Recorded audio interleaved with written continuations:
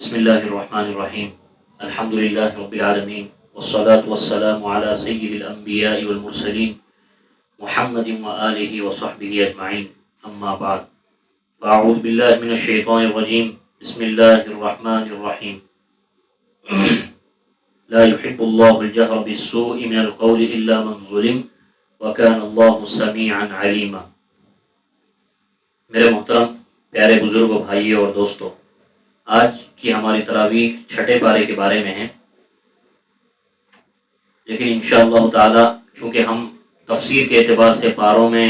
تھوڑے پیچھے چل رہے ہیں، اس لیے آج انشاءاللہ چھٹے پارے اور ساتویں پارے کی تفسیر اور ان کے خلاصے کے طور پر دونوں پاروں میں جو اہم نکات ہیں آپ حضرات کے سامنے پیش کیے جائیں گے۔ اللہ تبارک و تعالی نے چھٹے پارے کے اندر اللہ کے نبی علیہ الصلوۃ والسلام سے مخاطب ہو کر یہ ارشاد فرمایا ہے، وَاتْلُ عَلَيْهِمْ نَبَأَ ابْنَيْ آدَمَ بِالْحَقِّ، کہ نبی آپ امت محمدیہ کے سامنے حضرت آدم علیہ السلام کے دونوں بیٹوں کے واقعے کو حق کے ساتھ، سچائی کے ساتھ، پوری امانت داری کے ساتھ بیان کیجیے۔ واقعہ کیا ہے پوری امت محمد یہ اچھی طرح جانتی ہے اور بہت مشہور واقعہ ہے حضرت آدم علیہ السلام کے دو بیٹے قابیل اور حابیل کا، کہ قابیل اور حابیل کے درمیان کسی بات کو لے کر جھگڑا ہو گیا۔ فیصلے کے طور پر یہ منظور ہوا کہ دونوں اپنی اپنی قربانی اللہ تبارک و تعالیٰ کے سامنے رکھیں گے اور جس کی قربانی قبول ہو گئی اس کے حق میں فیصلہ ہوگا۔ لہذا قابیل جو کہ پیشے کے اعتبار سے کاشتکار تھا، اس لیے کہ حضرت آدم علیہ السلام کی طرف سے اس کو زمین کاشتکاری کے لیے باقاعدہ دی گئی تھی، اور حابیل جو پیشے کے اعتبار سے چرواہا تھا، بکریاں تھی اس کے پاس، دونوں نے اپنی اپنی فیلڈ کے اعتبار سے اللہ تعالیٰ کے سامنے قربانیاں پیش کی، لیکن اللہ تبارک و تعالیٰ کی طرف سے قربانی صرف اور صرف حابیل کی قبول ہوئی، اور اس زمانے میں قربانی کے قبول ہونے کا انداز اس طرح ہوتا تھا کہ اللہ تعالیٰ کی طرف سے آگ آ کر مال زکوٰۃ کو یا مال قربانی کو خاکستر کر دیا کرتی تھی، جلا دیا کرتی تھی۔ لہذا قابیل کی مالیت کو اللہ تبارک و تعالیٰ نے قبول نہیں فرمایا اور حابیل کے قبول فرمایا۔ بس یہ بات حابیل کی قابیل کو نہیں جمی اور اس کے اندر عجیب طرح کی دو بیماریوں نے جنم لے لیا۔ یہاں پر ایک اچھی طرح بات کو سمجھ لیں کہ قابیل کو جس وقت اس کی قربانی قبول نہیں ہوئی غصہ آیا، اور مفسرین نے لکھا ہے کہ اس کا غصہ جائز تھا، لیکن اس کے غصے کا صحیح محمل یہ تھا کہ وہ اپنے آپ پر غصہ ہوتا کہ میرے اندر کیا کمی رہ گئی ہے، میرے اندر کون سی میری نیت میں کھوڑ رہ گیا ہے کہ جس کی وجہ سے اللہ تعالیٰ کے دربار میں میری قربانی قبول نہیں ہوئی۔ یہ سوچ کر اسے اپنے آپ پر غصہ ہو کر اپنے اندر کی کمی اور خامی کو دور کرنا چاہیے تھا، یہ جائے کہ اس نے اس کا الٹا کیا، اور جو غصہ اس کو اپنی ذات پر کرنا چاہیے تھا اس غصے نے اس کو حد سے زیادہ آگے بڑھا کر اللہ تعالیٰ کی ذات تک لے گیا، اور نعوذ باللہ اس کو اللہ تبارک و تعالیٰ سے چڑ ہوئی، اللہ تعالیٰ کی ذات اور اللہ تبارک و تعالیٰ کی ہستی سے اس کو حسد اور ایک طرح کا جلن ہو گیا کہ اللہ تعالیٰ نے میری قربانی قبول نہیں کی۔ ایک تو یہ بیماری اس کے اندر نے ایک بیماری نے جنم لے لیا۔ دوسری بیماری کیا کہ حابیل جو اس کا سگا بھائی تھا وہ سگے بھائی کا بھی نہ ہوا اور اپنے ہی سگے بھائی سے حسد کرنے لگا، اور حسد میں اتنا آگے بڑھ گیا کہ باقاعدہ اپنے بھائی حابیل کو اس نے قتل بھی کر دیا۔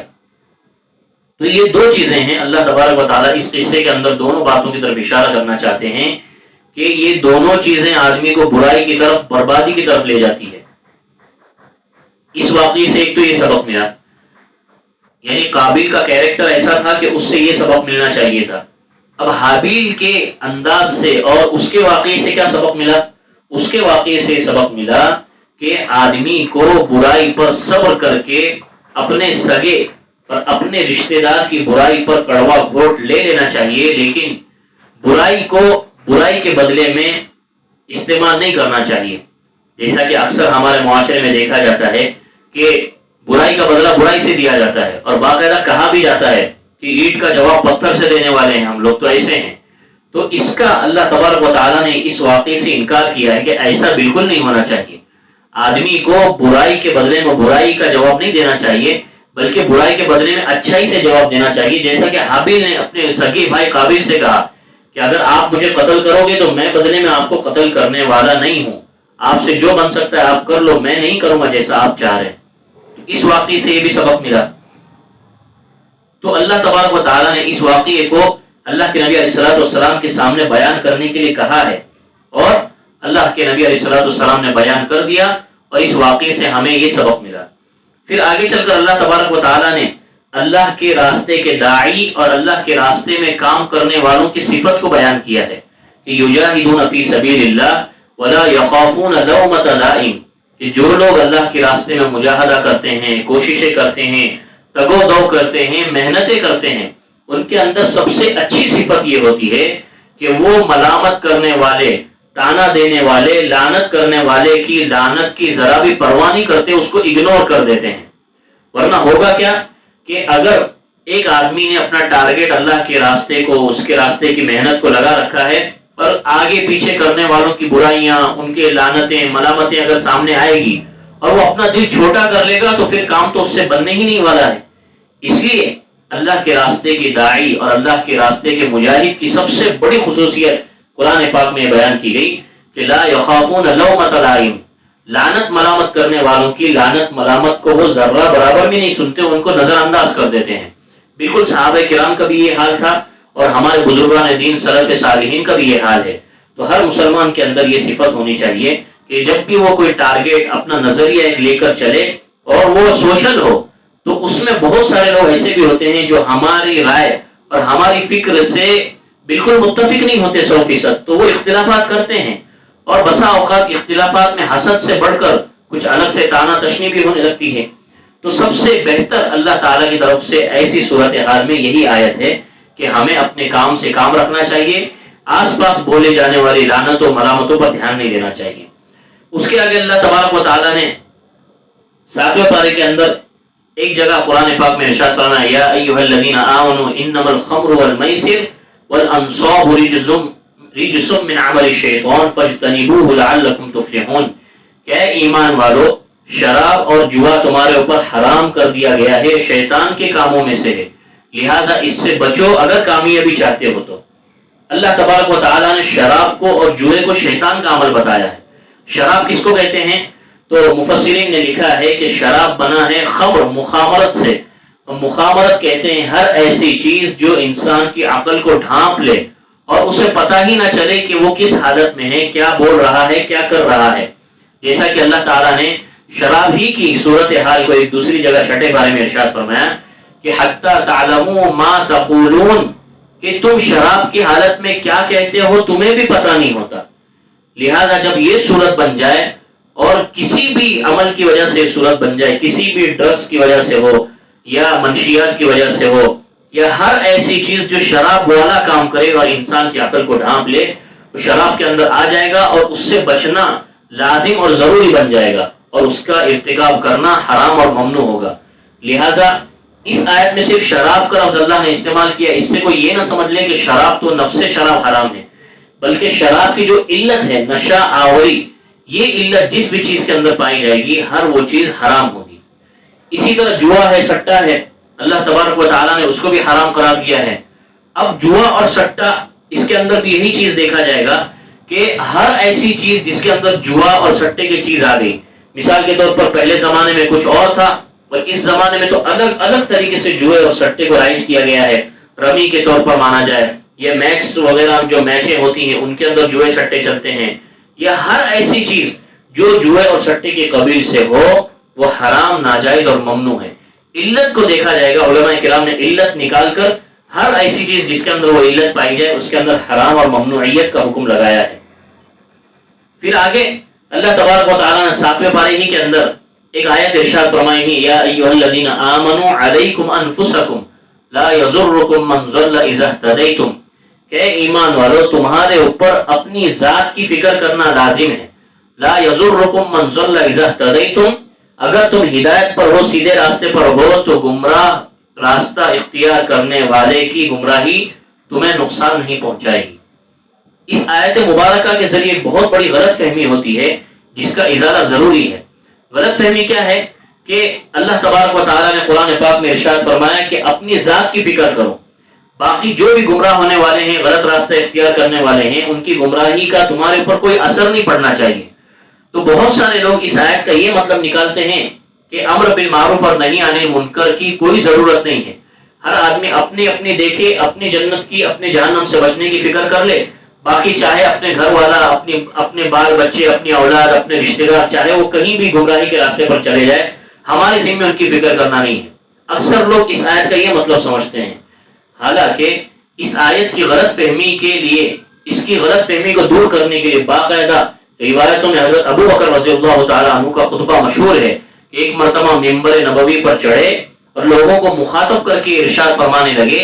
کہ تم اس آیت کا یہ مطلب سمجھتے ہو کہ امر بالمعروف اور نہی عن المنکر کرنا نہیں ہے، ضروری نہیں ہے، ہر آدمی کے ذمہ اپنی فکر ہے۔ حالانکہ اللہ تبارک و تعالیٰ اس آیت میں یہ نہیں ارشاد فرمانا چاہ رہے ہیں۔ اللہ تبارک و تعالیٰ کے کہنے کا مطلب اور حاصل یہ ہے کہ اپنی فکر کے ساتھ ساتھ گمراہی کے راستہ اختیار کرنے والے کی بھی فکر کرو، اور اس وقت تک اس کی فکر کرو جب تک کہ وہ سیدھے راستے پر نہ آ جائے۔ اگر وہ سیدھے راستے پر آ جاتا ہے تو تم نے اپنی ذمہ داری انجام دے لی، اب تم سے آخرت میں اس کے بارے میں سوال نہیں ہوگا۔ یہ ایک صورت۔ دوسری صورت یہ ہے کہ گمراہی کا راستہ اختیار کرنے والے کی تم نے فکر کی لیکن وہ گمراہی کے راستے پر نہیں آیا، تو اب اللہ تبارک و تعالیٰ اس دوسری صورتحال کا یہاں پر تذکرہ کر کے فرما رہے ہیں کہ اب اگر وہ گمراہ سیدھے راستے پر نہیں آ رہا تمہارے سمجھانے کے باوجود بھی، تو اب آخرت میں تم سے اس کی پکڑ نہیں ہوگی، تم سے اس کا مطالبہ مواخذہ نہیں ہوگا۔ اللہ تبارک و تعالیٰ اس آیت میں یہ کہنا چاہ رہے ہیں۔ تو اس آیت سے یہ سمجھ لینا کہ امر بالمعروف نہی عن المنکر نہیں کرنا چاہیے، یہ بالکل غلط بات ہے اور غلط فہمی ہے، اس کو اچھی طرح سمجھ لیں۔ تیسری آیت میں اللہ تبارک و تعالیٰ نے قسم کے بارے میں تذکرہ کیا ہے کہ لا یؤاخذکم اللہ باللغو فی ایمانکم ولکن یؤاخذکم بما کسبت قلوبکم، کہ اللہ تعالیٰ لغو اور بیکار کی قسموں کے اندر تمہارا مواخذہ نہیں فرمائیں گے، تو تمہارا مواخذہ کس میں فرمائیں گے؟ ان قسموں کے اندر فرمائیں گے جو قسمیں تمہارے دل نے کھا رکھی ہیں۔ مفسرین نے قسم کے بیان میں باقاعدہ یہ لکھا ہے کہ قسم کی کچھ قسمیں ہیں اور ان میں سے کچھ قسموں میں گناہ ہوتا ہے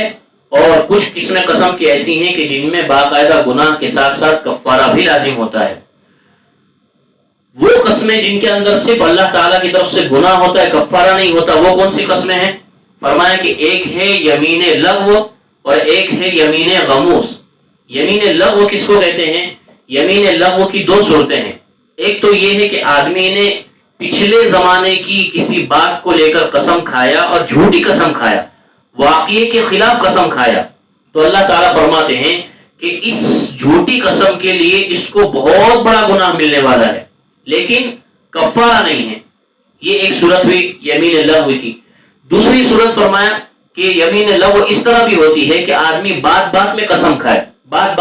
کھائے، جیسا کہ آج کل ہمارے معاشرے میں اکثر دیکھا جاتا ہے کہ قسم کھانا یہ ایک ہمارا ایک تقیہ کلام بن چکا ہے کہ ہر بات بولنے سے پہلے ایک قسم ضروری مانی جاتی ہے، جب تک قسم نہیں کھائیں گے ہماری بات ہی کمپلیٹ نہیں ہوتی۔ تو یہ ایک بیماری ہے جو ہمارے معاشرے میں چل رہی ہے، اور اللہ تبارک و تعالیٰ اسی کے بارے میں ارشاد فرما رہے ہیں کہ اس میں کفارہ تو نہیں ہے لیکن گناہ بہت بڑا لازم ہونے والا ہے۔ تو یہ یمین لغو ہو گئی۔ دوسری قسم کی قسم ہے یمین غموس۔ یمین غموس کس کو کہتے ہیں؟ یمین غموس کہتے ہیں کہ آدمی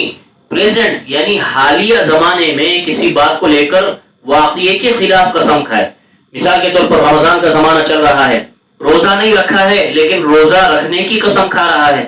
تو اللہ تبارک و تعالیٰ ایسی صورت میں فرماتے ہیں کہ اس قسم کے اندر بھی کفارہ نہیں ہے، لیکن گناہ ایسا ہے کہ آدمی پورا کا پورا گناہ میں ڈوب جاتا ہے۔ غموس کے معنی آتے ہیں کسی چیز میں ڈوب جانا۔ تو اللہ تعالیٰ ارشاد فرمانا چاہتے ہیں اس قسم کے اندر کفارہ تو ہرگز نہیں، لیکن گناہ اتنا ہے کہ آدمی اس گناہ میں ڈوب جائے گا۔ تیسری قسم کی قسم ہے یمین منعقدہ۔ یمین منعقدہ کہتے ہیں مستقبل، فیوچر کو لے کر کسی بات پر قسم کھانا کہ میں فیوچر میں ایسا ایسا کرنے والا ہوں۔ مثال کے طور پر ایک آدمی یہ قسم کھا لے کہ میں 10 دن کے بعد اگر میرا یہ کام ہو گیا تو میں 10 مسکینوں کو کھانا کھلاؤں گا، یا مثال کے طور پر فلاں مدرسے میں بچوں کو کپڑے بانٹوں گا، یا مثال کے طور پر فلاں اسکول کے بچوں کو دعوت دوں گا، اس طرح کی آدمی نے فیوچر کی قسم کھائی، اور جس وقت کی قسم کھائی تھی وقت آنے پر اس قسم کو پورا نہیں کیا، اپنے وعدے سے مکر گیا، تو اب شریعت مطہرہ یہ کہتی ہے کہ اس تیسری قسم پر اس آدمی سے کفارہ لیا جائے گا۔ اور اللہ تبارک و تعالیٰ نے باقاعدہ 7ویں پارے کے شروع میں اس کفارے کو ذکر بھی کیا ہے۔ وہ کفارہ کیا ہے؟ سب سے پہلا تو یہ ہے کہ 10 مسکینوں کو کھانا کھلانا ہے، 10 غریبوں کو کھانا کھلانا ہے، یا تو الگ الگ 10 غریبوں کو کھانا کھلا لے، یا ایک ہی غریب کو 10 دنوں تک کھانا کھلا لے، اس طرح بھی شکل بن سکتی ہے۔ یا فرمایا اگر کوئی کھانا نہیں کھلا سکتا تو 10 مسکینوں کو کپڑا پہنا دے، یہ کر لے۔ تیسرے نمبر پر فرمایا کہ اگر یہ بھی نہیں کر سکتا اور غلام آزاد کر سکتا ہے تو غلام آزاد کر لے۔ ابھی کے زمانے میں غلام نہیں ہے تو پہلی 2 صورتیں ہو سکتی ہیں۔ پھر آگے چل کر فرمایا فَمَن لَمْ يَجِدْ فَصِيَامُ ثَلَاثَةِ أَيَّامٍ، کہ اگر کسی شخص کے اندر یہ تینوں چیزیں کرنے کی کیپیسٹی نہیں ہے، طاقت نہیں ہے، اتنی مالی وسعت نہیں ہے، تو اس شخص کو چاہیے کہ کم از کم 3 دن کے روزے رکھے اور اپنی اس فیوچر والی قسم کا کفارہ ادا کر لے۔ ہم اب دیکھیں دوستوں بزرگوں، یہاں پر سوچنے والی بات یہ ہے کہ ہمارے معاشرے میں قسم کا ایسا رواج چل پڑا ہے کہ قسم کھاتے کھاتے اللہ تعالیٰ کے نام کی ذرہ برابر بھی عظمت ہمارے دل میں باقی نہیں رہی۔ آئے دنوں قسم کا رواج بڑھتے بڑھتے اتنا بڑھ گیا ہے کہ اللہ رسول کی، قرآن پاک کی، اللہ کے دین کی قسمیں کھا کھا کر آدمی بالکل عادی بن چکا ہے۔ ان ناموں کی عظمت اور وقت اس کے دل سے نکل چکی ہے۔ اور تیسری قسم جو آگے فیوچر کی ہے وہ تو آدمی ہزاروں بیٹھے بیٹھے دن میں کھا لیتا ہے، نہیں میں انشاءاللہ کر لوں گا، اور میں قسم کھاتا ہوں کر لوں گا، اور اس طرح کی قسمیں، اور اس کو پتہ ہی نہیں کہ یہ قسم جب پوری نہیں کروں گا تو اس کا کتنا بڑا وبال ہے۔ اس لیے دوستوں بزرگوں، اپنی باتوں میں